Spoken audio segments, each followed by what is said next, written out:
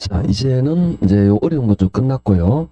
우리가 앞에 했던 요거, 좀 쉬운 건 아니지만, 처음 들으면 당연히 어렵습니다. 근데 여러 번 듣다 보면 이제, 좀 느낌이 오고 막 그래요. 처음 막 쉽게 막 그렇게 느끼진 않을 겁니다. 하여튼 좀만 지나면, 처음 들으시면 힘든데, 좀 지나면 괜찮아요. 좀 지나면 괜찮아요. 편안하게 보시면 됩니다. 자, 우리 앞에 있는 게 뭐냐? 요거 있다, 그죠? 할인연금 수지 분석법이란 걸 다루는데, 얘는, 일단 좀 복잡했어요. 할인하는 걸 하다 보니까 계산도 복잡하고 어렵고 그랬는데, 그럼 얘는 쉬우냐? 그렇진 않아요. 얘도 만만치 않은데, 얘는 단순한 구조이긴 한데, 종류가 많아요. 그래서 우리 328쪽에 보시면 이제 어림셈법이라는 걸 다루게 될 겁니다. 이 어림셈법을, 어떤 구조로 다루어지느냐라는 이야기인데, 요 어림셈법 이제 치워도 되겠죠, 그는? 흐름을 다 했으니까, 자, 목적을 다 했으니까 이제 이건 치우고, 요쪽에다가 우리는 금방 했던 요 어림셈법 하는 걸 좀 정리해 보죠. 이걸 외우셔야 되는데 외울 게 너무너무 많아요. 그래서 제가 좀 단순화 시키는데도 불구하고 그래도 외울 건 많아요. 어림셈법은 아까 말했듯이 간단하게 투자 규모에 따른 수익을 가지고 계산을 우리 한번 상상을 한번 해볼까요? 자, 우리 요런 원룸이 있다고 봅시다. 요런 원룸? 이 원룸에 우리가 얼마를 투자했느냐? 이 원룸에 10억이라는 돈을 투자했습니다. 이게 10억이라는 돈을 투자해서 1년에 순영업소득이 얼마나 나오죠? 6천만 원이 나오는. 아시겠죠? 요런 구조. 총 수입은 얼마 나오죠? 7천만 원. 세전은 4천. 세후는 3천. 요런 부동산에 10억을 투자했어요. 어떤 느낌이냐? 자, 우리가 지금 이 부동산에 투자하면 1년의 소득이 요런 정도 나온다. 비용 빼기 전에 총소득은 요 정도, 비용 빼면 요 정도, 그 다음에, 이 원리금 빼고 나면 요 정도, 이자 빼면, 세금 빼면 요 정도 나오는 수입이 나오는 부동산에 투자한 겁니다. 이때 수익을 간단히 계산해 볼 거예요. 그게 어림셈법. 어림셈법은 크게 두 가지로 나누는데요. 첫째, 성수법 하는 게 있고, 그리고 수익률법 하는 게 있어요. 이 두 가지인데 이 둘은 서로 역수한 게 있는데 성수법의 성수가 굉장히 간단합니다. 성수가 요거 네 가지예요. 즉, 얘 가지고 계산하는 걸 우리 뭐라 그러냐 하면은 조소득 성수라고 합니다. 얘 가지고 계산하는 걸 뭐라 그러냐면은 순소득 성수라고 합니다. 얘 가지고 계산하는 걸 세전현금 흐름 성수라고 합니다. 얘 가지고 계산하면 세후현금 흐름 성수라고 합니다. 성수는 요 가지고 가는, 즉 총소득 가져가면 총소득 성수, 순소득 가져가면 순소득 성수, 세전현금 흐름으로 계산하면 세전현금 흐름 성수, 얘 가져오면 세후현금 성수. 아시겠죠? 성수는 우리 앞에 총, 순, 세전, 세후 고 가지고 성수합니까? 네, 그래요. 자, 한번 따라해 봅시다. 조소득 성수, 순소득 성수, 세전현금 흐름 성수, 세후현금 흐름 성수. 여기 성수는 4개 있다. 됐죠? 자, 이 성수인데 이 성수법은 전부 다 분수 공식이에요.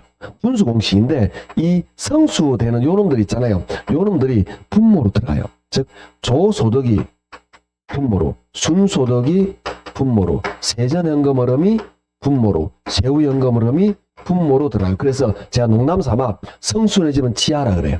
반지하. 성수는 가난해. 그래서 반지하로 들어가요. 반지하로 밑으로 들어갔습니다. 위에는 뭐가 들어가냐? 투자액이 들어가요. 투자액이 들어가는데 얘 둘은 총 투자가 들어갑니다. 밑에 둘은 지분 투자액을 넣어주면 됩니다. 이걸 계산하면 성수법이 끝나는데 이걸 외우셔야 됩니다. 이걸 외우는데 제가 또 친절하게 외우는 방법을 또 이야기를 해요. 어떻게 하느냐? 요 조소수, 조는 조분어 총 이렇게 외워요. 그 다음에 순소수는 수는 순분어 총 이렇게. 그 다음에 세전성수는 세전분어 지분, 세후성수는 세후분어 지분 이렇게 합니다. 조는 조분어 총, 수는 순분어 총, 세전은 세전분의 지분, 세후는 세후분의 지분. 이렇게 빨리 해지만 외워져야 돼요. 한마디 하고 내가 가리고 물어볼 거예요. 조는 조분어 총, 수는 순분어 총, 세전은 세전분의 지분, 세우는 세우분의 지분. 재밌는 게 조는 뭐 밑으로 와. 일단 보내고 시작해. 그러니까 수는 밑으로 보냈고 세전은 밑으로 보내놓고 위에들은 자 이게 한 글자면 한 글자, 두 글자면 두 글자. 됐나요? 이제 가리고 조는 조분의 총, 수는 순분의 총, 세전은 세전분의 지분, 세우는 세우분의 저 외워야 됩니다. 나 집에서 그런 말 하지 말고 우리 집에서 왜 뭘 외워? 여기서 외워야 돼. 집에서 외운다는 것 자체가 불가능해요. 공부하는 건 쉽지 않으니까 여기서 거의 외워야 돼. 그리고 이게 저랑 같이 이거 벌써 저번에도 했지만 다음에 또 할 거야. 몇 번 하다 보면 외워지게 돼 있어요. 수업 시간에 외우는 거예요.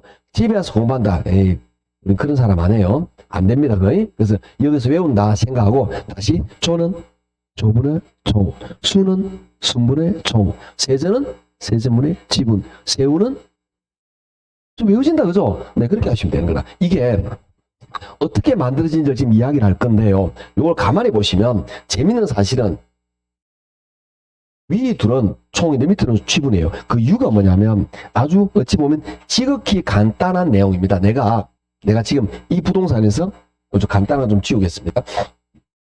이 부동산에서 내가 10억이라는 돈을 투자했어. 10억 가지고 요걸 나눈 거예요. 10억으로 요걸 나누잖아요. 그러면 조소득성수예요. 10억으로 순 나누면 순소득성수예요. 총 투자액 10억에서 순 나눈 거예요. 이 문제 같으면 이런 느낌입니다. 요게 가장 많이 쓰이는데 총 투자 얼마나 그랬죠? 10억. 순영업소득 얼마죠? 6천만 원. 이거 나누면 대략 한 16점 나오는 한 대략 나눠볼까요? 계산기. 대략 10억 나누기 6천 하면 16점 얼마 대략 이렇게 15나 6 나오겠죠? 15? 계산. 대략. 소설제까지만. 물론 안 나눠 떨어져요. 내가 숫자를 너무 좀 의미 없이 내가지고 안 나눠 떨어지는데 대략만. 16점 2 나오나요? 6 됐습니다. 16 합시다 그냥. 아시죠? 이거는 뭐냐? 이 16이라는 건 뭐냐? 이런 거죠. 내가 이 부동산에서 얻는 소득이 6천만 원인데 투자 금액이 10억이잖아요. 내 투자한 10억이 다시 돌아올 때 16년 걸린다 이 말이에요. 그래서 성수는 회수 기간을 말하는 거예요. 느낌 아시겠죠? 그럼 이걸 총 투자액 가지고 총 소득을 나누느냐, 총 투자액 순소득 그 차이밖에 없어요. 근데 일반적으로 요거보다도 요걸 더 신미수 있게 봐야 되겠죠? 그 이유는 요거 안에는 비용이 안 빼졌잖아. 비용 빼면 수익이 줄기 때문에 실제적으로 요걸 더 많이 사용하게 될 거라는 거죠. 그래서 시험에 가장 많은 게 요겁니다. 그 다음에 쌤 그럼 이해했는데요. 그런데 밑에는 왜 총투자로 지분투자로 나눕니까? 자 이런 느낌을 생각하시죠. 10억 중에서 내 돈이 5억 대출이 5억이에요. 10억 중에서 내 지분이 5억 대출이 5억이라고 가정합시다. 그럼 여기서는 여기에서는 어떤 차이가 있느냐 하면 여기까지의 차이는 이 소득들은 총소득이었어요. 그런데 여기다가 부채에서 은행 걸 뺐어요. 은행은 대출에 관계되는 거죠. 그러면 이 대출한 걸 뺐단 말이죠. 그러니까 지분 투자 가지고 얘들을 나누는 게 맞는 거라 이제. 이해하시겠죠? 왜? 부채를 뺐기 때문에 이거는 지분 투자 가지고 세전 세후. 즉 지분 투자죠 세전, 지분 투자로 세후를 나누는 거예요. 느낌 감 잡았죠? 그래서 지금 말하는 게 이해가 안 돼도 괜찮아요. 이해되면 공식 이해하는 데 도움이 되는 거고 혹시 이해가 안 되더라도 전혀 문제 없습니다. 그냥 암기하시면 됩니다. 자 이렇게 된다. 그러니까 위에 둘은 뭘로 나눈다? 총투자. 밑에 둘은 지분투자로 나눈다. 이런 이야기입니다. 자 이거 다시 암기. 조는 조분어 총, 수는 순분어 총, 세전은 세전분의 지분, 세우는 세우분의 지분. 암기가 됐습니다. 자 이게 우리 교재 328쪽 밑에 있는 성수법 4개입니다. 거기 보면 조소득성수, 순소득성수, 세전연금성수, 세후연금성수 이렇게 나와 있어요. 그게 요겁니다. 자 그러면 이제 우리는 수익률법으로 넘어갈 건데 요 둘은 역수관계 있다 그랬잖아요. 그런데 수익률법의 종류가 좀 어려워요. 내용이. 여기 우리 뭐라 그러냐면 이걸 총자산 회전율이라고 합니다. 자 따라할까요? 총자산 회전율. 사실 총자산 회전율. 얘를 뭐라 그러냐면은 종합 자본 환원율이라고 말합니다. 자, 따라할까요? 종합자본 환원율. 다시 종합자본 환원율. 얘의 역수를 뭐냐? 지분 배당률이라고 합니다. 해볼게요. 지분 배당률. 다시 지분 배당률. 얘의 역수는 따라합니다. 세후 수익률. 다시 세후 수익률. 이렇게 분리가 있는데 요것들은 분수 공식인데 굉장히 간단해요. 왜? 이걸 뒤집으면 돼. 왜? 역수니까. 그래서 얘는 공식을 외울 필요가 거의 없습니다. 그 이유는 요거는 요것들을 요걸 분모 분자를 뒤집으면 돼요. 그래서 얘를 외울 필요 없는데 그럼 뭘 외워야 되느냐? 역수관계라는 걸 외워야 됩니다. 그래서 역수관계를 외울 때 또 첫 글자를 땁니다. 이렇게 조, 종, 순, 종합, 세전, 지분, 세후, 세후. 첫 글자를 암기할까요? 처음에 뒤는 여러분 조, 종, 순, 종합, 세전, 지분, 세후, 세후. 다시 조, 종, 순, 종합, 세전, 지분, 세후, 세후. 좀 빠르지만 암기해야 됩니다. 조, 종, 순, 종합, 세전, 지분, 세후, 세후. 이게 암기되셔야 돼요. 물론 쌤 하다 보니까 역수를 알겠는데요. 회전율, 환원율, 배당률, 수익률 이게 뭐예요? 비슷한 거예요. 이거 지금 설명드리는 굉장히 어렵습니다. 어려운데 쉽게 말하면 수익률의 다양한 표현이다. 그런데 좀 비슷하지 같은 건 아니다. 그런 느낌을 이해하시면 됩니다. 그때 상황에 따라 달리 적용을 해요. 수익률은. 그러니까 이게 수익률의 어떤 다양한 종류다라고 생각하시면 됩니다. 그 뭐냐? 총자산 수익률, 종합 수익률, 지분 수익률 이렇게 해도 틀렸다고 보기는 어려워요. 물론 정확하게 명칭이 있어 이대로 써야 되지만 100% 틀린 건 아니고 비슷한 게 돼요. 아셨죠? 그래서 수익률 비슷한 거다 이렇게 느낌으로 접근하시면 됩니다. 자, 그럼 요건 역수 다시 조, 총, 순, 종합, 세전, 지분, 세후, 세후 암기돼야 됩니다. 여기 암기되면 이게 328조 요거 여러분은 그래서 이걸 지금 말한 요걸 암기를 하셔야 됩니다. 이게 암기가 돼야 돼요. 이 암기돼야 되는 이유는 굉장히 다양한 시험 문제가 나옵니다. 물론 어려운 문제, 시험 문제 다양하게 나오긴 하지만 이 중에서 여러분은 이게 암기돼야만이 풀 수 있는 자가 굉장히 많이 있습니다. 나중에 복잡한 계산 문제가 있습니다. 복잡한 계산 문제가 있는데 다음 중 잘못된 것은 1번 조소득 성수 15 2번 순소득 성수 10 12 할까요? 12 10이 아마 맞는데 10이 낫겠네. 10. 그 다음에 세 번째 지분 배당률 예를 들어서 25%. 그 다음 세 번째 종합 자본 환원율 10% 이렇게 나와 있어요. 10% 말고 다른 걸 해야 되겠죠? 8% 이렇게 나와 있어요. 이렇게 다음 중 잘못된 것은 이런 문제가 나온단 말이죠. 그러면 역수관계를 활용하면 여러분 답을 거의 찍어내요. 그 이유가 뭐냐면 이 복잡하게 계산 문제를 풀어야 돼요. 안 풀어도 돼요. 안 풀더라도 여기 역수관계를 이용할 건데 역수관계가 이렇게 있잖아요. 조, 총, 순, 종합. 이 둘이 역수죠. 역수는 얘와 얘를 역수의 길이 곱하면 얼마가 나와야 되죠? 1이 나와야 돼요. 역수는 분모 문제를 뒤집잖아요. 예를 들어서 5의 역수 5분의 1이잖아요. 곱하면 뭐가 나오죠? 1이 나오는 거예요. 역수는 항상 1이 되는 숫자예요. 그래서 얘를 곱합니다. 1이 나올까요? 안 나오겠죠. 그러면 이 둘 중 하나가 잘못된 거잖아. 답은 2번, 4번 둘 중 하나예요. 계산 문제 풀지도 않았는데. 풀지도 않았는데 답은 둘 중 하나야. 이런 문제가 잘 나와요. 이때 우리는 기본적으로 암기가 되어 있어야 이 암기라든지 아니면 기본적인 암기라든지 역수관계 암기가 돼야 이 둘 중에 답이 있다는 걸 찾아낸다니까. 그런데 대부분 사람들이 이걸 공부하고 나면 와 외울 거 많네 이렇게 생각을 해요. 그래서 어떻게 한다? 안 외우려고 이걸 안 하려고 그래. 이걸 안 하고 버리잖아요. 그러면 이런 문제나 쉬운 문제를 또 못 풀어요. 그래서 우리가 60점에 합격하는 이런 과목에서는 기초적인 개념, 기본적인 용어는 이해, 암기 개념이 잡혀야 돼요. 이게 안 잡히면 죽다 깨어나도 60이 안 나와. 이거 피해가고 싶잖아요? 안 돼요. 그 안 되게 돼 있어요. 그러니까 이건 기억고 외워야 됩니다. 여러분이 이걸 피하시면 안 되는 건데 또 이렇게 생각하는 사람이 있어요. 이거 시험 다가오면 외워야지. 안 해요. 빨리 외워야 됩니다. 암기를 빨리 해야 됩니다. 암기를. 왜? 우리가 여러분이 어떻게 공부를 이상한 사람이 생각하는 사람 많다니까. 뭐냐면 예를 들어서 공법 같은 이해하는 거는 지금 하고 암기 과목 예를 들어서 중개사법이라든지 이런 개론 이런 암기 이건 나중에 한다. 잘못된 거예요. 그러면 안 돼. 반대로 해야 돼. 암기를 빨리 해야 된다니까. 왜 그러냐면 이걸 암기하고 여러분은 암기된 게 문제 그대로 나오는 게 아니라니까. 암기가 응용이 돼요. 내가 지금은 암기인데 여러분 예를 들어서 뭐 중학교나 고등학교 수학 공식 외웠잖아요. 처음에는 수학 공식에 대입해서 풀었잖아. 몇 번 대입하다 보니까 외워져서 내 몸에 딱 붙어버렸잖아. 그래서 내가 공식이 기억이 안 나도 나도 모르게 손이 움직이지 않던가? 안 해봤구나. 그렇게 되게 돼 있다니까. 그러니까 이 암기를 먼저 해가지고 이 암기가 돼요. 이게 내 몸에 딱 붙잖아. 그럼 보는 순간 답이 나온다니까. 그렇게 되도록 연습을 해야 이게 내게 되는 거예요.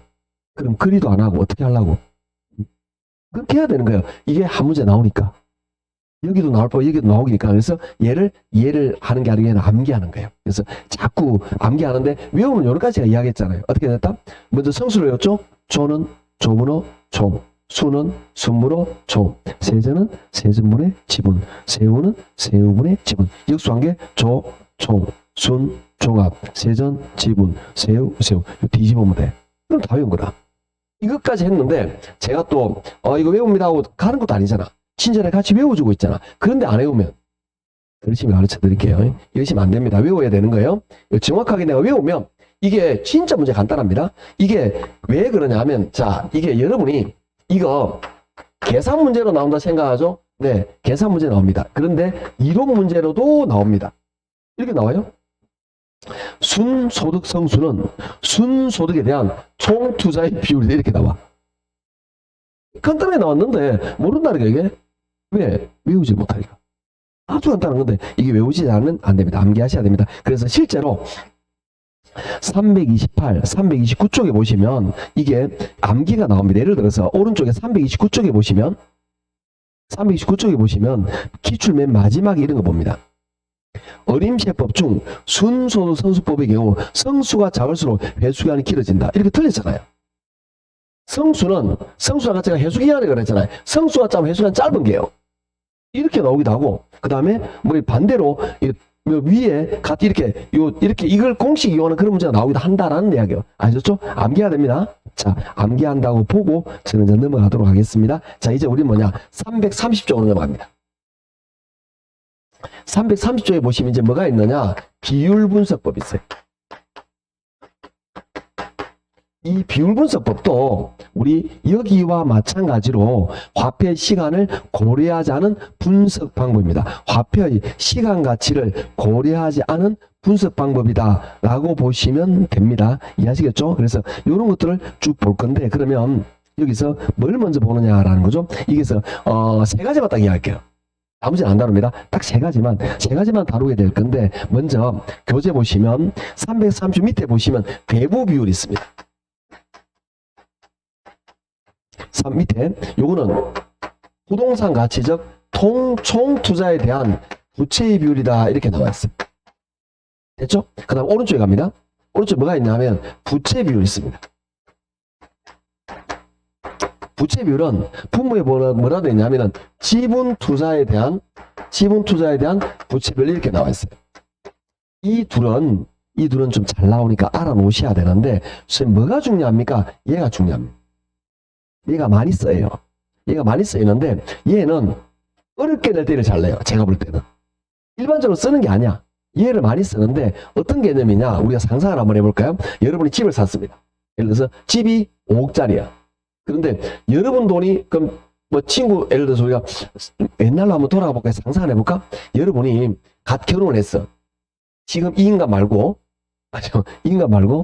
상상만 해봅시다. 우리가 얼마나 재밌는지. 나는 이런 상상을 자주 합니다. 지금 이 여자 말고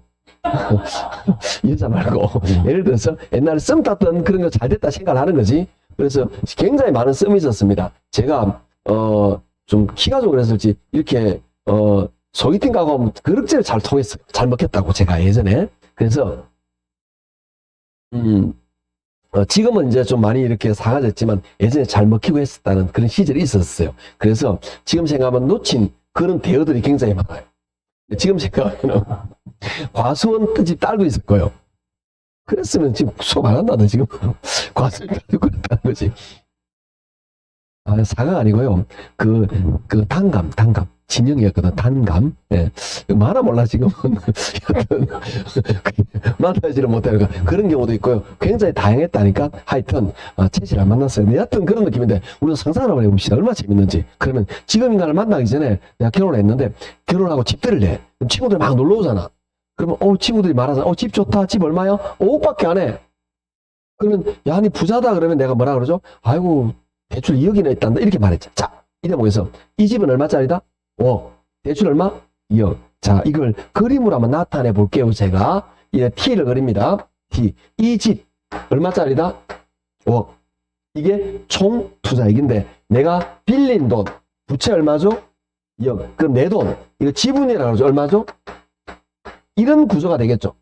요게 우리 회계에서 대차대조표의 개념인데 왼쪽에는 자산, 오른쪽에는 부채와 자본이 들어가는 구조예요. 그런데 이때 대부 비율은 뭐냐? 이게 전체에서 빌린 돈의 비율이에요. 그럼 이걸 여기서 즉 대부 비율로 나타내면 이건 뭐냐? 5분의 3이에요. 5분의 2네. 5분의 2예요. 계산하면 5분의 2, 10분의 4. 몇 프로가 될까요? 40% 되겠죠? 이 말은 5억 중에 2억을 빌렸단 말은 내가 빌린 돈의 비율이 몇 프로다?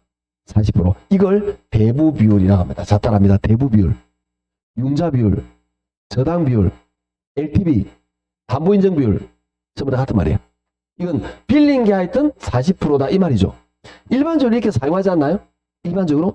여러분 일반적으로 사용하는 용어는 이렇게 사용을 많이 해요. 5억짜리인데 뭐 10억짜리인데 한 4억 빌렸어. 빌린 돈이 40%네? 네, 그거예요. 우리가 일반적으로 사는 게 요거다라는 거죠. 그런데 가끔 요거는 지렛대에서 사용하는 게 있어요. 요건 어떻게 되느냐? 이런 구조가 아니라 요렇게 돼요. 즉, 지분에 대한 부채, 지분 투자 3억에 대한 빌린 돈 2억 이렇게 돼요. 일반적으로 사용하는 게 아니라 그랬죠. 요놈 계산하면 대충 66%좀 나오겠죠? 그래서 3분의 2가 67 이렇게 나올 겁니다. 66%좀 나와요. 요게 다르다라는 거죠. 요거는 이름이 하나밖에 없어요. 그래서 얘를 보면 항상 제가 그냥 T를 생각하시면 됩니다. 어떻게 T를 생각하느냐? 전체에 대한 빌린 돈, 지분에 대한 빌린 돈. 느낌 잡았나요? 분자는 같은데 분모가 달라, 분모가. 전체에 대한 빌린 돈. 아시겠죠? 그 다음에 지분에 대한 빌린 돈. 요렇게 해서 구분하시면 되는데 문제는 뭐냐면 문제는 가끔 얘가 시험 문제 나올 때 이렇게 나오기도 합니다. 요렇게 대부 비율이 20%이면 부채 비율은 몇 프로면 이렇게 나와요. 가끔. 이런 문제가 가끔 나오는데 이런 게 나오면 우리는 뭘 하면 되느냐? 너무 깊이 생각하지 말고 T를 그리세요. T만 그리면 이게 그냥 해결이 됩니다. T를 딱 그려보는 거죠. 자, 그려보시면 자, 전체는 항상 100이죠. 100%. 빌린 돈이 몇 프로죠? 20%. 그럼 내 지분은 요거 8분의 2, 요게 부채 비율이잖아. 그죠? 8분의 2 약분하면 4분의 1. 몇 프로 나오죠? 이렇게 나온 거지. 끝. 이렇게 계산하면 되는 거예요. 그럼 가끔 이런 문제가 나온다. 이런 이야기예요. 속입니다. 하나만 더 해볼까요? 자, 만약에 대부 비율이 50%예요. 그럼 또 T를 그리는 거지. 전체는 얼마? 100. 빌린 돈은 50. 그럼 내 몫은? 요게 요거네? 요거는 요거잖아요. 요게 부채 비율이니까 그럼 5분의 5 약분하면 1. 몇 프로가 될까요? 즉, 대부 비율이 50%라는 말은 부채 비율이 100%라는 말과 같은 말이에요. 이게 다른 거예요. 다른데 중요한 거는 요게 잘 나옵니다. 요게 잘 나옵니다. 문제를 어렵게 주면 요걸 준다. 이런 이야기예요. 둘의 관계는 이렇게 계산한다. 그래서 여백에다가 제 생각에는 이렇게 T를 하나 그려놓으면 돼요. 여러분은. 여백에다가 이 문제 여백에다 T를 그린 다음에 왼쪽에는 총 투자, 오른쪽에는 빌린 돈 부채, 그 다음 여기는 지분 투자 이렇게 적어만 놓으면 이게 뭔지 이제 아신다는 거예요, 여러분. 요것만 그려놓으면 되겠죠. 이렇게 그려놓으면 아주 간편하게 요게 대부 비율, 요게 부채 비율. 그러면 이 둘의 관계를 물어보면 항상 이렇게 풀면 되겠다. 이런 이야기입니다. 예배 교육을 적어 놓으시면 됩니다. 자, 그 다음에 밑에 부채 감당률 하는 게 나온다. 그죠? 부채 감당률이라는 녀석이 나오는데 얘를 좀 보도록 할 건데요. 부채 감당률은 꼭 암기해야 되는 아주 중요한 공식입니다. 이걸 영어로 DCR이라고 하는데 영어 약자도 알아놓으셔야 됩니다. DCR 영어 약자로 이건 D는 이 말 그대로 D는 부채를 뜻하는 대표예요. 그 다음에 C는 우리가 내가 커버할게 그런 말 하잖아. 그죠? 커버리지 감당한다는 거죠. 그 다음에 R은 비율을 뜻하는 레이시오예요. 그래서 DCR 영어 약자도 알아놓으셔야 되는데 얘는 분모에는 부채 서비스가 들어갑니다. 분자에는 순 영업 소득이 들어가요. 이런 구조로 되는데 이걸 가만히 보면 어디에 나왔느냐? 얘가 앞면에 있어야 되는데 이쪽에 보시면 자, 요거 순영업 소득과 부채 서비스 요 둘을 나누면 요걸 나누면 요거예요.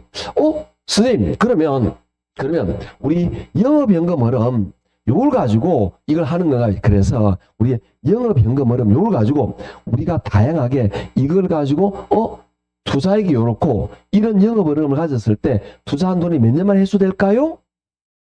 수익률 얼마일까요? 부채를 감당할 수 있을까요? 요걸 계산할 수 있는 거라.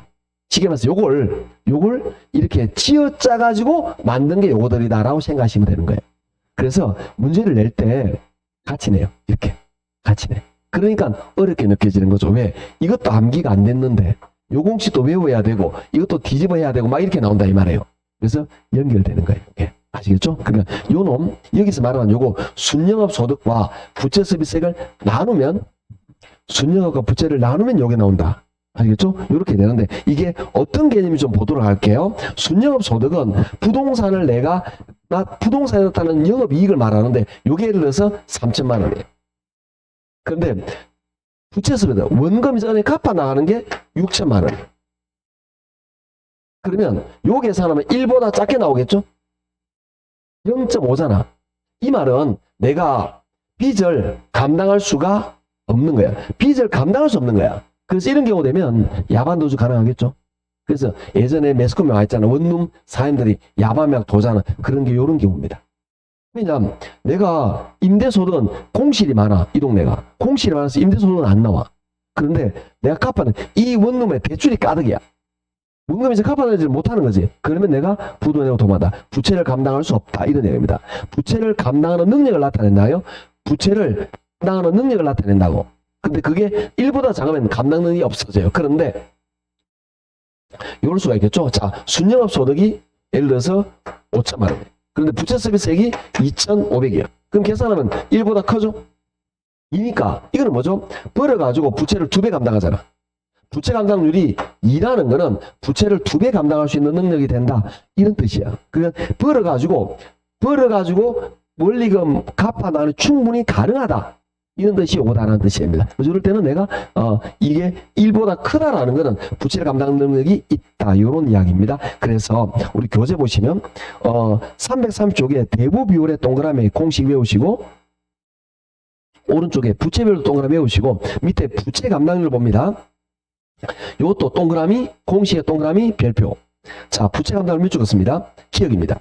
부채 감당률이 1에 가까울수록 대출자나 사입자는 모두 위험한 입장에 처하게 된다. 1에 가까울수록 부채가 부담스럽다는 뜻이죠. 부채 감당률이 1보다 작다는 것은 부동산으로부터 나오는 순영업 소득이 부채를 감당에 부족하다. 그 말은 부채 감당률이 1보다 크다는 말은 순영업 소득으로 부채를 감당하고도 남음이 있다. 즉 부채 감당할 수 있는 능력이 된다. 이렇게 이해하시면 됩니다. 자, 이걸 어떻게 오나 이분이 이렇게 옵니다. 어떻게? 부채는 순영업이 감당한다. 됐나요? 부채는 순영업이 감당한다. 이렇게 외우시면 됩니다. 아셨죠? 이렇게 해서 우리 하나 정리했고요. 이렇게 해서 이제 우리는 어디까지 끝났느냐 하면 우리 투자 파트가 끝이 났어요. 투자 파트 끝이 났는데 여기에 계산 하나를 배워야 됩니다. 그래서 우리 교재는 이게 어떤 책에는 투자 파트에 있고 어떤 책에는 금융 파트에 있는데요. 어떤 거냐면 359쪽에 봅니다. 359쪽에 보면 대출 가능 금액을 계산하는 문제가 나와요. 거기 보면 359쪽입니다. 거기에 넓혀보기 보면 최대 대출 가능 금액 산정, LTV, DTI 이런 게 있죠. 요게 시험에 너무너무 잘 나옵니다. 매년 나와요. 근데 이걸 설명을 할 건데 이거 이론적으로 설명할 필요가 없어요. 그냥 계산 문제 가지고 설명하는 게 효과적이기 때문에 바로 계산 문제를 가지고 이야기를 할 겁니다. 자, 넘기시고 360쪽에 갑니다. 요것만 하고 이제 좀 이야기 좀 하고 마칠 거예요. 자, 360쪽에 보시면 제가 기초반의 계산을 안 다루는데 요점의 계산을 다뤄주셔야 돼요. 여러분이 기초 문제 풀어보면 이런 계산 문제가 숱하게 나와요. 그래서 한번 다뤄야 되는데 이 계산 문제가 다루는 방법이 좀 다릅니다. 어떻게 되느냐 하면 주택이잖아요. 주택은 두 가지 LTV하고 DTI를 적용합니다. 그런데 상가 같은 거 있잖아요. 상가 같은 경우는 LTV하고 DCR을 적용합니다. 저거. 요거 적용해요. 그래서 좀 차이가 있는데 오늘은 둘 다 하면 분위기 안 좋아져요. 그래서 오늘은 요것만 한번 해보겠습니다. 아셨죠? 요것만 한번 해보면 느낌이 좀 와요. 쌤, 이거 지금 배웠는데 못하면 어떡할까요? 걱정하지 마. 오늘 했잖아요. 또 한 두 달 있다 요 순서 오면 요 문제를 또 풀 거예요. 두 문제를. 두 개, 세 개를 또 풀고 계속 다룰 거니까 걱정 안 해도 됩니다. 이걸 다룰 건데, 자, 우리 360쪽에 볼게요. 365입니다. A씨는 다음 이미 은행으로부터 부동산을 담보로 7천만 원을 대출을 받고 있다. A가 은행으로부터 추가로 받을 수 있는 최대 금액은 얼마인가? 자, 부동산의 시장 가치는 5억이다. 연소득 6천만 원이고, 그 다음에 대출 성의 조건은 LTV가 50, DTI는 40. 이걸 모두 만족해야 되는데 이렇게 나와 있어요. 자, 이걸 좀 정리를 간단하게 해볼게요. 이거는 지금 요거죠. 주택이죠. 주택입니다. 이 문제는 지금 보시면 은행에 부동산을 담보로 대출하고 있는데 추가로 대출 받는 건데 이거는 특별한 말이 없는데 LTV, DTI 나오잖아요. 주택입니다. 아시겠죠? 상업물 상가는 자체 소득이 나오잖아. 그때는 이렇게 계산하는데 요거는 다음에 한다 그랬잖아요. 자, 차례대로 할 건데요. 우리 간단하게 그림으로 이해를 해보도록 합시다. 이 주택은 현재 얼마짜리죠? 5억이잖아요. 이 5억짜리 주택이 이미 주택 대출이 얼마 있다 그랬죠? 7천만 원 대출 있죠? 그런데 돈이 더 필요해서 내 대출을 받을 거야. 근데 대출 조건이 밑에 봅니다. LTV 몇 프로?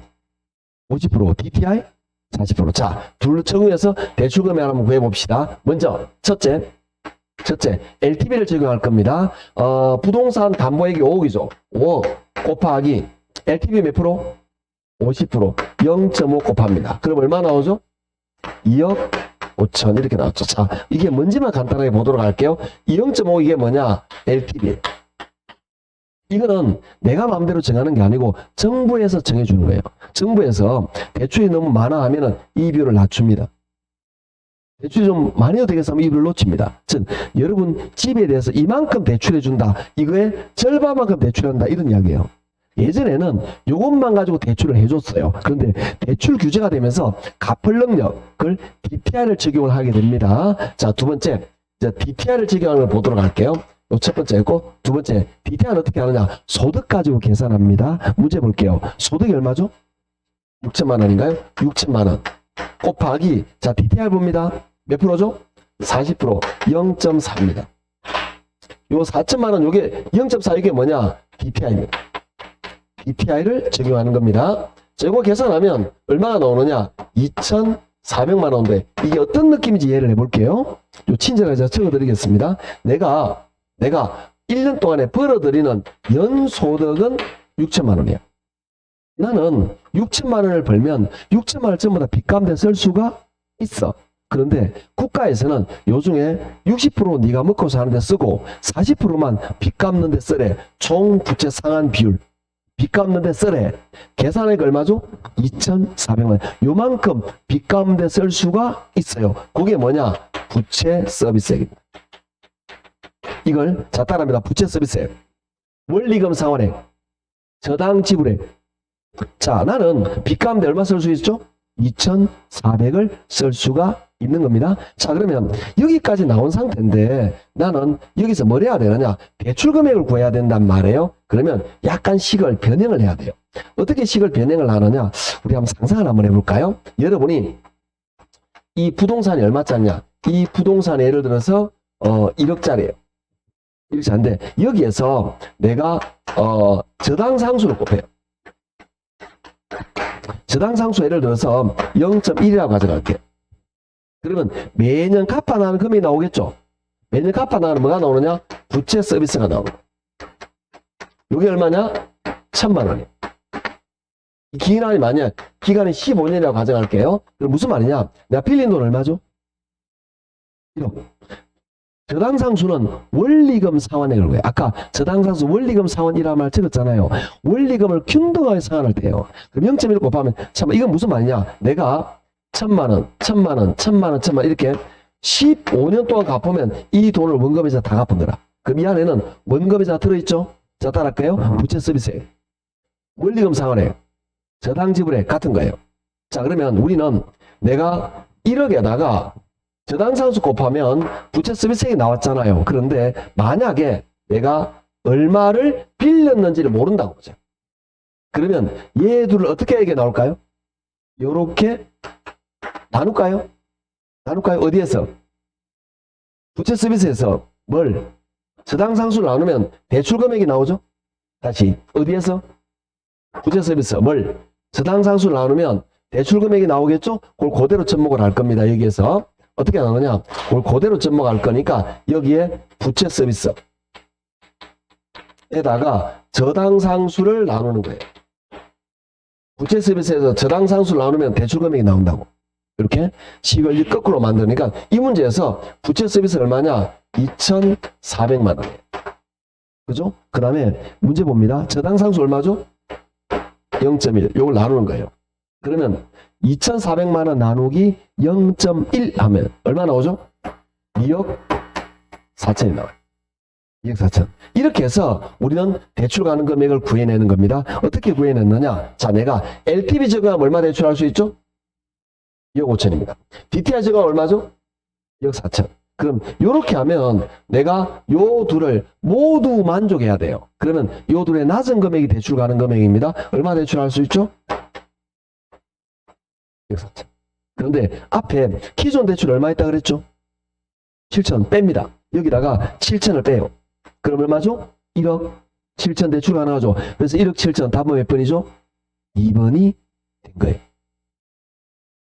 자, 이게 어떻게 나오는지 다시 한번 말할게요. 이건 공식이에요, 공식. 이대로 풀면 되는데, 이게 어떻게 이렇게 나오는지를 지금부터 차례대로 이야기하겠습니다. 첫째, LTV 구하는 거는 설명할 게 없죠. 꼽으면 되는 거죠. 요게, 요렇게 되는 구조가 좀 복잡했습니다. 먼저, 우리는 부채 서비스액을 구합니다. 이건 어떤 개념이냐? 내가 1년에 버는 돈이 얼마다? 6천만 원이에요. 그런데 정부에서는 요 중에 40%인 2,400만 원을 빚 갚는 데 써라 그랬어요. 그러면 나는 갚아 나가는 이 2,400만 원과 저당상수를 이용해서 대출 금액을 구한 거예요. 역으로. 아시겠죠? 그렇게 해서 내가 갚아 나가는 돈이 2,400만 원이기 때문에 이걸 가지고 내 갚을 능력으로 볼 때 너는 이만큼 대출 받을 수가 있다. 이렇게 나온 거예요. 그래서 이걸 LTV, DTI를 통해서 대출하는 금액을 구하는데 지금 이걸 선생님 나 모르겠다라고 말이에요. 그래서 이걸 외우라 그럽니다. 어떻게 하냐? 따라합니다. 곱하고 나눈다. 어떻게 한다고? 곱하고 나눈다. 그래서 지금은 이렇게 했지만 이 문제를 저랑 같이 5문제 이상 풀어요. 그러면 이게 나중에 외워져. 이게. 그래서 나중에 암산으로 하는 겁니다. 암산으로. 어떻게 하느냐? 이걸 곱하고 2,400만 원 0.2억 바로 하는 거야. 아시겠죠? 그렇게 해서 계산한다라는 겁니다. 감 잡았죠? 그래서 이 문제의 정답은 2번인데요. 자, 금방 같은 문제 방법으로 2번을 다시 한번 풀어봅니다. 다시 한번 풀어볼 건데요. 자, 볼게요. 2번도 똑같습니다. 시험 잘 나오니까. A는 연소득이 5천만 원, 시장가치가 3억인 주택을 소유하고 있다. A가 이 주택을 담보로 5천만 원을 대출받고 있을 때 추가로 대출할 가능한 금액은 이렇게 나왔잖아요. 그러면 똑같아요. 이거 고민하지 말고 먼저 첫 번째 LTV를 적용합니다. 어떻게 하느냐? 자, 부동산이 얼마짜리죠? 3억 곱하기 LTV 50% 0.5 얼마죠? 그렇죠. 1억 5천 LTV. 자, 두 번째 DTI 합니다. 자, 제가 어떻게 한다 그랬죠? 곱하고 나눈다. 다시 뭐 한다고? 곱하고 나눈다. 소득 보세요. 소득 5천만 원 곱하기 밑에 DTI 보니까 40% 0.4조 나누기 저당상수. 자, 문제 보면 저당상수 얼마죠? 이렇게 계산하면 돼요. 그러니까 나중에는 식을 이렇게 써요. 선생님, 이거는 뭐냐? 요렇게 계산한 요걸 요렇게 나눴잖아요. 요 식을 모아놓은 거예요. 모아놓은 거예요. 같은 말이야. 이게 뭐죠? 곱하고 나눈다. 곱하고 나눈다. 처음에는 이렇게 하겠지. 그죠? 나중에 이렇게 하고 있다니. 그러면 5, 4 얼마죠? 2천만 원. 0.1 나누면 여기죠. 자, 이 둘 중에 낮은 금액 얼마죠? 1억 5천. 1억 5천 대출 가능하잖아요. 근데 맨 앞에 보세요. 얼마 대출? 빼고 나면 얼마? 답은 몇 번? 3번 끝. 이렇게 되는 거라. 그러니까 이게 제가 원하는 바는 뭐냐면 계산 문제도 풀긴 풀어야 될 거라는 거지. 그런데 계산 문제 좀 힘들다라고 느낀 거죠. 그래서 처음에 이렇게 한다고 누구나. 그렇지만 내가 익숙해지면 나도 모르게 이렇게 하는 거다. 나도 모르게. 여러분이 물론 제가 유도하기도 하지만 제가 유도하지 않더라도 나중에는 몇 문제 이걸 5문제 풀었다고 생각해 볼게요. 적는 게 귀찮아지지 않을까? 이 사람들, 이상한 사람들이 그렇게 되게 돼 있다니까, 사람이. 그러면 나도 모르게 암산을 한다니까, 이렇게. 이런 지경에 가야 이 문제를 푸는 거라. 그런데 대부분 사람들이 이거 보고 우와 어려워 안 하는 거지. 그러니까 이렇게 못 하는 거지. 그러니까 우리가 앞으로 이제 지금부터 계산 문제를 다룰 거예요. 계산 문제 다루는데 계산에 대한 공부를 가지지 말라는 거지. 계산은 할 수 있는 거와 못 하는 게 있는데 할 수 있는 이런 계산은 제가 이렇게 할 거예요. 그러니까 원리적으로 이야기하고 이렇게 쉬운 건 아니지만 이 원칙을 이야기한다면 이걸 자꾸 다음에도 이렇게 말하고 이렇게 계속 말한다. 내가 계속 말하고 있을 거예요. 계속 말하지만 여러분은 자기도 모르게 이렇게 하고 있는 거라. 그렇게 되는 단계까지 가면 계산은 내가 할 수 있는 계산이 되는 거라.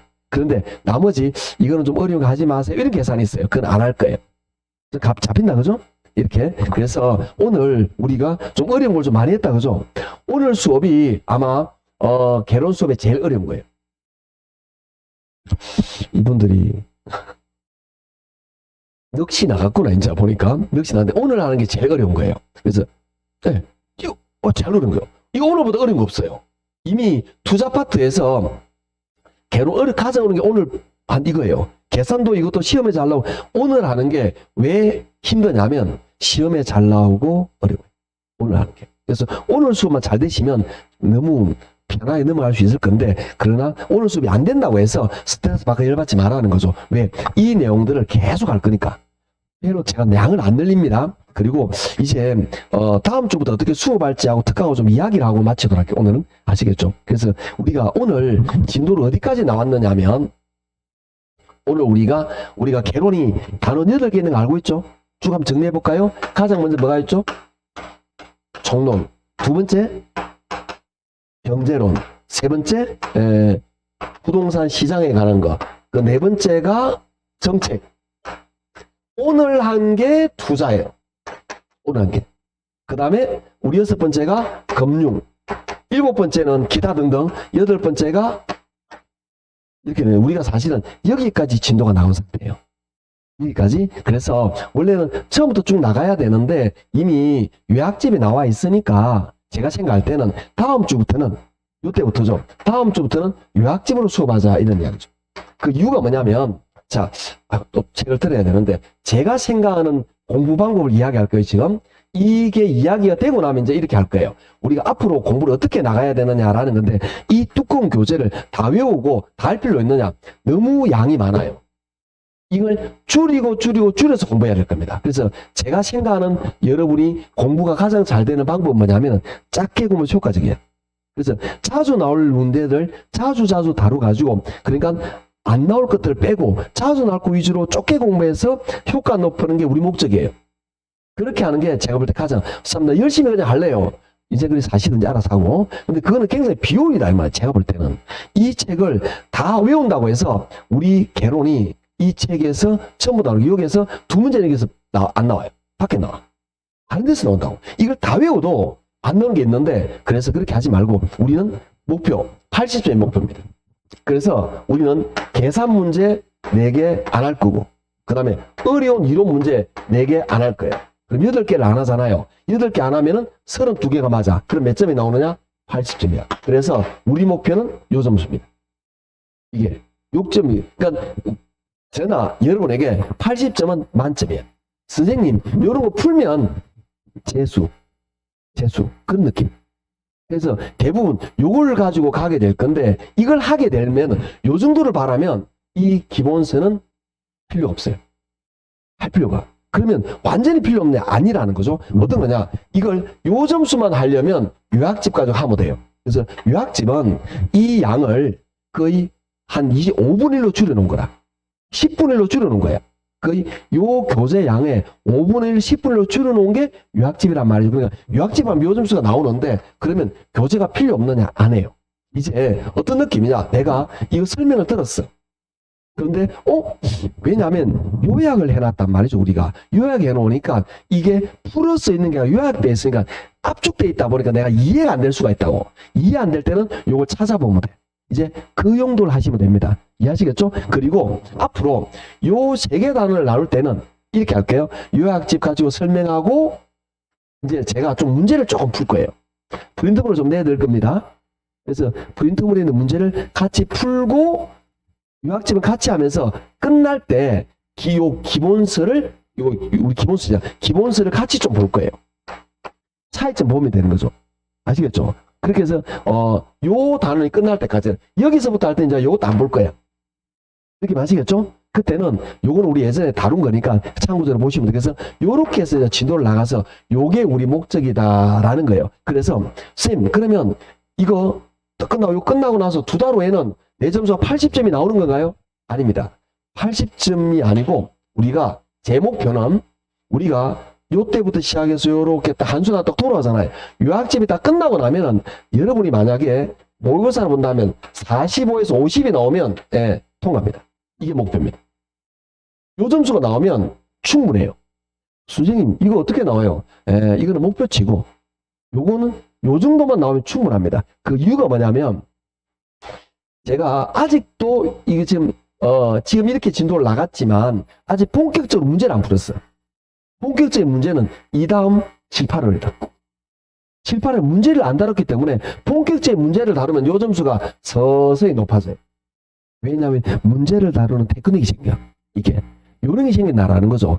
왜 그러냐면 우리가 계산도 있고 이론이 있는데 우리가 뭐 충분히 알고 있잖아요. 우리가 문제 이렇게 나오잖아요. 계산 문제가 8개 나오고 이론 문제가 32개가 나오는데 그중에 이렇게 푼다 이 말이잖아요. 그러면 이론 문제를 보면 지문이 5개인데 제가 볼 때는 여러분 지문 5개가 전부 다 모르거나 전부 다 알거나 그렇지는 않아요. 지문 5개 중에서 3개만 알면 답이 나와. 다 한다는 건 불가능이라니까. 왜냐하면 배우지 못한 지문이 살살 나와요. 그러니까 5개 중에 3개를 알아서 정답을 찾아내는 거다. 우리가 그런 연습을 해나가는데 이게 요 정도, 즉 요약집만 끝난 상태, 요 정도 끝난 상태는 문제 푸는 테크닉이 없으니까 요 3개 중에서 정답을 잘 못 찾고 헷갈려. 그런데 이걸 본격적으로 문제를 다루고 나면 이게 요령이 생기니까 자기만 서서히 점수 올라가는 거다. 아시겠죠? 그래서 어떻게 여러분은 작전을 잡아야 되느냐. 지금 말하면 우리가 지금 5월 초잖아요. 그래서 지금 5월, 6월 수업은 쉽게 말하면 요약집으로 수업한다 이 뜻이에요. 그리고 이게 끝나면 5월, 6월 끝나면 모의고사 점수로 보면 45에서 50 나오는 게 목표예요. 이 정도 오면 이제 여러분은 5월, 6월에 요 점수까지 되게끔 노력을 하셔야 되는 거다. 어떻게 해야 되느냐? 자, 집에 가시면 물론 6월달부터 기출문제 풀겠지만 이런 것들을 공부를 좀 적절하게 다루어서 복습을 해야 돼요. 1-2시간 정도. 그렇게 해서 요렇게 점수가 나오고 이루어지고 나면 이제 7, 8월 달에는 본격적으로 문제를 풀 거다. 그러면 이 점수가 안정적으로 올라가요. 그래서 이제 5, 6월 달에 1차 위주로 공부를 해야 되는 거지. 여러분이 오늘부터 해서 5월, 6월은 오늘 수업이 끝났다 아니면 집에서 공부한다든지 주말에 공부할 때 무슨 공부를 해야 되느냐? 개론민법을 해야 된다. 개론민법을. 그렇게 해서 5, 6월에 1차 점수 어느 정도 나와야 돼요. 내가 말한 점수 몇 점이라고? 4, 50점. 여기 나오면 이때부터는 제가 생각할 때는 1차는 공부 안 해도 돼. 수업만 나오면 돼. 수업만. 수업만 들으시면 자연적으로 문제를 풀면서 개론연민법 문제를 풀면서 자기도 모르게 실력이 올라가지 않을까? 자, 올라가겠죠. 그러면 7월 달부터는 이제 수업은 계속 들어오고 2차 위주로 공부를 하는 거지. 그렇게 해서 그럼 앞으로 7, 8, 9, 10, 4개월 정도 2차 하면 점수가 나오는 이게 이제 우리 작전이 될 거예요. 나만의 작전인지 모르겠어. 일단 보편적으로 그래서 그 중에서 개론은 요거 목적이다 이런 이야기예요. 요걸 다루기 위해서 이제 적절하게 약간의 문제를 풀어야 돼. 그 문제는 어떻게 풀 거냐면은 이제 제가 유학집을 다루고 나서 이게 이렇게 나온다. 그 정도를 다루는 수준이에요. 문제 숫자가 작아. 본격적인 문제는 7, 8월 된다 그랬잖아요. 본격적인 문제는 지금 다룰 수 없는 거예요. 아시겠죠? 그래서 앞으로 이렇게 될 거다라는 거. 그래서 여러분 어떻게 가져오느냐. 그러니까 5월 뭐 다음 주부터죠. 다음 주부터 한 3주 정도는 3주 정도는 유학집하고 기본서를 같이 가져오시고 프린트물은 제가 내드릴 테니까 아니 좀 미리 보내서 내드릴 테니까 하시고 요때부터는 유학집은 집에서 보시면 돼 이제. 그렇게 마시겠나요? 그렇게 하면 되겠다라는 거. 그리고 이제 아마 조만간은 이제 6월 달부터는 기출문제를 같이 좀 다루면 좀 나아질 겁니다. 그렇게 할 거고 이제 이걸 나중에 이제 지금 우리가 다루고 있는 수업들이 그 대체적으로 지금까지 수업이 전체적으로 이렇게 배경을 많이 깔아요. 그러니까 전체적으로 이거는 뭐다, 요거는 뭐다 이렇게 배경을 까는 거지. 실제로 이렇게 문제를 푸는 거는 본격적으로 다루지 않은 거야. 그러다 보니까 아직은 점수가 안 나온다라는 거죠. 좀 지나면 점수가 나올 건데 이걸 좀 빠르게 하는 방법이 있어요. 그러다 보니까 어쩔 수 없이 한 번씩 특강을 해요. 그래서 우리 5월 개론은 5월 20일하고 21일 이렇게 개론 특강이 잡혀 있는데 이틀 맞을 거야 아마 이틀 절대로 같은데 요때 어떻게 만들어지느냐라는 거죠. 특강은 이런 자료가 이렇게 돼 있어요. 이렇게 되어 있으면 왼쪽에는 이론이 나와. 예를 들면 아까 우리 그 할인행위 부수법 있잖아요. 할인행위 부수법에 관한 이론이 쭉 나와요. 이걸 정말 줄여서 오른쪽에는 요거에 관한 문제가 있어요. 제가 가장 지금 시점 4, 5, 6, 7 이때 가장 여러분이 스트레스 받는 게 뭐냐? 알았는데 문제 어떻게 나와? 즉 내가 배운 게 문제로 써먹지를 못하는 거야. 이게 가장 중요한 거예요. 지금 제가 볼 때는. 그래서 지금 시점에 특강은 항상 그래요. 다른 지역도 전부 다 이렇게 합니다. 어쩔 수 없이. 그러니까 우리가 굉장히 많은 주제가 있잖아요. 그걸 중요한 것만 좀 안 나오는 거 빼고 잘 나오는 것만 쭉쭉 넣는 거죠. 그래서 요걸 이론을 정리하고 간단하게 그 다음에 이걸 문제를 푸는데 개론이 8단원인데 토요일 날 4단원, 일요일 날 4단원 이렇게 해요. 이렇게 한 수업하면 7, 8시간 하루 종일 해요. 하루 종일 하는데 이걸 저는 이제 특강하면 항상 어떤 마음으로 지금 특강을 했으면 좋겠냐 하면 선생님이 뭐 해주는지 이렇게 하면 안 된다는 거지. 이렇게 하면 효과 없어요. 여러분이 같이 한다. 그래서 제가 대부분 어떻게 하느냐. 이 요약을 정말 빠르게 이야기해요. 지금같이 길게 설명 안 하고 오늘은 길게 설명하잖아요. 아주 간단하게 딱딱딱 이야기해. 중요한 것만. 그리고 여러분에게 문제 풀 시간을 줘요. 대부분. 계산 문제는 같이 하는 이론 문제는 풀 시간을 준다고. 그때 여러분이 빨리 푸는 거야 이걸. 그런 다음에 이게 이렇게 나오는구나. 물론 있는 것도 있고 없는 거 있겠지만 문제를 풀고 난 다음에 이걸 같이 풀이 하는 거예요. 그렇게 해서 요 효익이 증대시키도록 하는 게 그 목적은 뭐냐.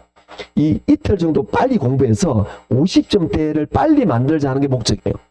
요것만 하면. 그런 게 목적이죠. 그러면 어떤 효과가 있느냐. 공부를 하려면 여러분이 이걸 집에서 공부하면 여러분이 제가 아까도 이야기했듯이 제 목적은 뭐라 그랬죠? 작게 공부해서 효과 높인다 그랬잖아요. 그런데 요걸 공부하면 여러분 집에 딱 갔어. 오늘 집에서 개로 공부할 거다 딱 책을 펼치잖아. 어디 펼치죠? 처음부터 보고 이렇게 처음부터 이렇게 그 읽고 있는 거죠. 그렇게 하면 이거 끝까지 읽는데 몇 달이 걸려요. 그렇게 공부하면 효과 없어. 잘못된 거죠. 그러면 안 되지. 그렇게 되는 게 아니고 여기에서 가장 중요한 것만 해야 되는 거예요. 그런데 우리가 가장 중요한 걸 잘 못 골라내요. 여러분이. 그럼 전부 다 뭐냐? 읽고 이렇게. 민법은 그렇게 해도 돼요. 개론은 그러면 안 돼. 왜냐면 우리 중요하고 중요하지 않은 게 막 제가 여러 차례 말했듯이 이 교재 안에는 한 번도 시험 나오지 않은 문제도 섞여 있고 30년 매년 나오는 것도 섞여 있다 그랬죠. 그러면 요거는 뭐냐? 매년 나오는 것만 할 거라 이거지. 그걸 그래서 제가 나중에 뭐라고 말하냐? 이 특강 자료를 근래가 돼도 보라고 이야기해요. 요걸 보고 교재를 보면 이제 여러분이 중요도가 높고 낮은 걸 감을 잡는 거래요, 여러분이. 그게 목적이 있는 거예요. 그걸 같이. 그렇다고 해서 어려운 거냐? 아니에요. 요 수업보다 쉬워요. 그렇게 해서 우리가 빠르게 이 중량을 확인하는 게 우리 목적이 있는 거예요. 그렇게 통해서 아주 빠르게 50점대를 만드는 거. 선생님이 자꾸 50점을 강조하세요. 제가 볼 때 50점은 저는 여러분이 우리가 한국에 모의고사를 잘 안 보는데 여러분이 혹시 사설 모의고사 본다잖아요. 그러면 제가 합는 선은 40, 50이 마지노예요. 요거 밑으로는 아무것도 모르는 거예요. 이 말은 뭐냐? 32점이나 25점이나 10점이나 다 똑같이 하나도 모르는 거야. 내가 볼 때는. 왜 그런지 아세요? 개론을 공부를 하나도 안 하고 시험 쳐도 32점이 나와. 어떤 사람은 17점 나와. 이 사람은 왜 그렇죠? 잘 못 찍었어. 이 사람은 뭐죠? 잘 찍었어. 똑같아, 내가 볼 때는. 전부 다 하나도 모르는 거라. 그러니까 이 밑으로는 의미가 없어. 이 점수는 의미가 없어. 그런데 45점 선 나오면 의미 있어요. 이거는 뭐냐? 45점 선은 어떤 거냐? 기본적인 문제를 풀고 있는 거예요, 내가. 이 점수를 빨리 만드는 게 그래서 중요한 거예요. 이게 된다라는 거는 기본적인 요 중에서 이 교재 또는 특강자료 또는 기본적인 자주 나오는 내용의 아주 기본적인 기초적인 내용 이걸 내가 어느 정도 알고 있는 거예요. 그러면 요 점수가 나와요. 그럼 이렇게 됐다라는 거는 이제 우리가 말하는 첫 발을 디딘 거예요. 그 다음부터는 이제 여러분이 별다른 공부를 안 해도 계속 문제만 풀다 보면 서서히 올라가요. 이게 요 사람은 문제를 풀어도 뭔 말인지 몰라. 그래서 요 점수를 만드는 게 계속 중요하다고 말하는 거예요. 이 기본적인 개념, 기초적인 개념, 이게 잡혀있지 않은 상태에서는 사실은 문제 푸니까 의미가 없어요. 그러니까 이 문제를 자꾸 뒤로 푸는 이유가 거기 있는 거예요. 그래서 기초를 자꾸 이야기했는데 이 기초 내용이 응집이 안 되게 점수가 안 나오는 거예요. 물론 여러분이 우리가 저랑 같이 한 3, 4개월 공부했잖아요. 집에 가서 매일 이걸 막 몇 시간씩 복습했어. 그럼 당연히 요 점수가 나오겠지. 안 했잖아. 그 안 했잖아. 그래 점수가 안 나오는 거예요. 물론 굳이 문제 할 필요는 없지만 그렇지만 이걸 빠르게 만드는 게 이런 방법이다라고 보시면 됩니다. 그래서 특강도 마찬가지고 요약도 마찬가지고 끝나고 나면 요게 목적이에요. 특강은 빨리 만드는 목적이고 그 요약집은 그걸 좀 길게 2달 만에 가는 그 차이다라고 보시면 되는데 하여튼 이런 것들을 통해서 우리는 요걸 1차적으로 만들 거다라는 거죠. 그래서 앞으로 이제 수업이 어떻게 될지는 이야기했다. 그죠? 앞으로 이렇게 갈 거다라는 걸 이야기를 했으니까 이제 다음 주부터는 이렇게 요약집과 같이 가져오시도록 하시고 그 다음에 그 5월 중반에 특강 있어요. 그때 한 이틀 정리를 해놓으면 개론 이틀만 딱 하면 기본적인 요 한글을 줄여서 아주 이틀 만에 끝내는 거예요. 그러면 이제 나는 이제 감이 잡힌 거죠. 중요하고 안 좋은 거 감을 잡는다는 거죠. 그렇게 해서 우리는 앞으로 나가겠다. 그래서 5, 6월 수업은 그렇게 하겠다라는 겁니다. 오늘 수업이 제일 어려웠는데 새로 오신 분이 있는데 어떻는지 모르겠습니다. 여하튼 다음 주부터 많이 어렵잖아요. 편하게 넘어갑니다. 여하튼 오늘은 여기까지 하고 다음 주부터 요약지 가져온다. 그죠? 예, 다음 주 뵙겠습니다. 고생했습니다.